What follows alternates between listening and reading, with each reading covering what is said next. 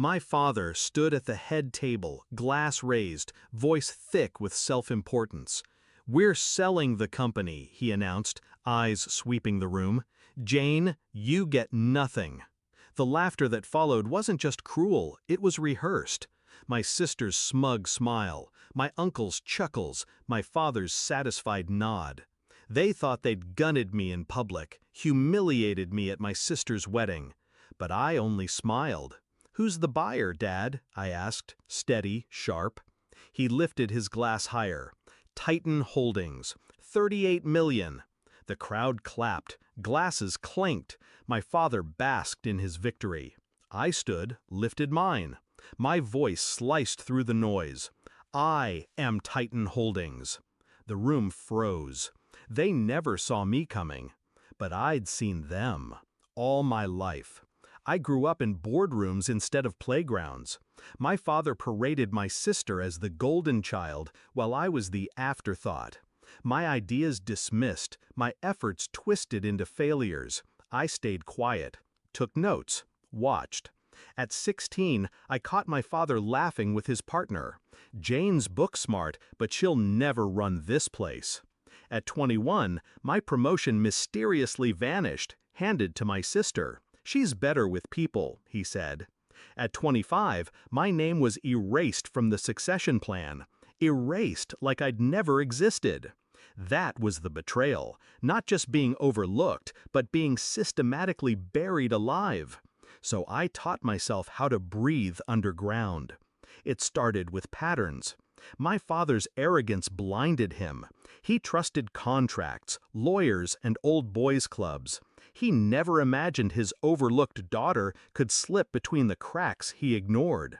I studied corporate law at night, negotiation tactics on weekends. I memorized every clause in the shareholder agreements while my family mocked me for being obsessed. They thought I was sulking. I was sharpening knives. The discovery came 3 years ago. Buried in quarterly filings, I noticed a vulnerability. My father's majority stake was leveraged. He'd borrowed heavily against his shares to fund expansions. If the right entity bought up debt quietly enough, those shares could be forced into new hands.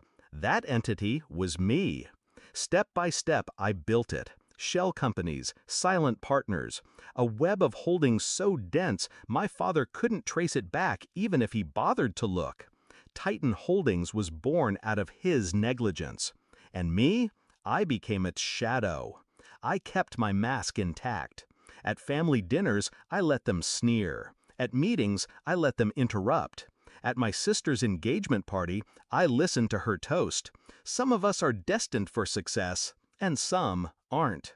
I smiled then too, because by that point, Titan Holdings already owned the debt, already owned the leverage, already owned him. He just didn't know it yet. The deal was announced at the wedding because my father craved spectacle. He thought revealing my exclusion during my sister's big day would humiliate me twice over. He didn't realize he was reading lines I'd written for him.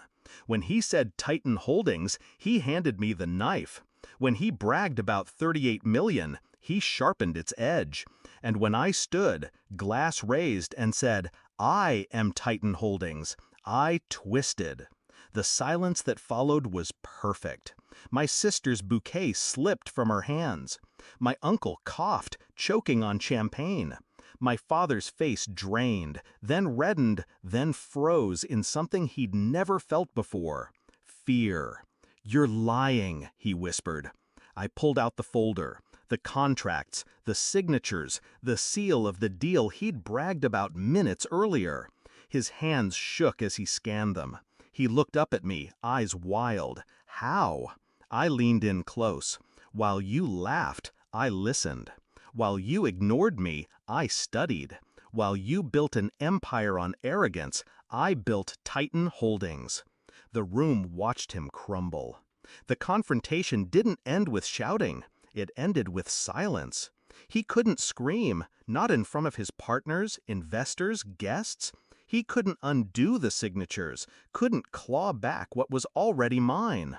The great patriarch, the untouchable tycoon, reduced to a man who'd sold his legacy to the daughter he disowned. That was my revenge. Not just taking the company, not just the fortune, making him announce it, making him hand me the crown while thinking he was banishing me. That was justice. Later, after the wedding collapsed into whispers and stares, my father cornered me. "You'll regret this," he hissed. "No," I said. "You'll finally feel it." "Feel what?" "What it's like to be invisible." I walked away, left him standing in the wreckage he'd created. Now, every morning I walk into the headquarters of Titan Holdings, my company, my rules. His name stripped from the walls, mine etched in steel. Do I feel guilt? No. Betrayal taught me clarity. Neglect taught me strategy. Arrogance taught me patience. They thought they'd buried me. Instead, they planted me, and I grew into the empire.